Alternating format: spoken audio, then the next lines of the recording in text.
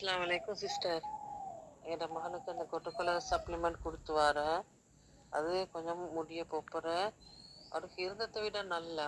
ஆனால் இப்போ அவருக்கு முன்னுக்கு நாலு 3 தடவை இன்ஹேலர் குடிச்சிய ஒரு 18 வருஷம் 17. இப்போ மாஷால்லான்னு ஒரு நாளைக்கு ஒரு தரம் எடுத்தால் போதும். ஆனாலும் இருந்துட்டு அந்த வறண்ட கற்கள் வர அவருக்கு அந்த வீசிங்கில் வர வறண்ட கற்கள் தானே. இப்போ முடிஞ்சால் மறுபடியும் இதே யூஸ் பண்ணிட்டு வந்தால் நல்லது தானே சிஸ்டரே. கொஞ்சம் எப்படி என்று சொல்லியா?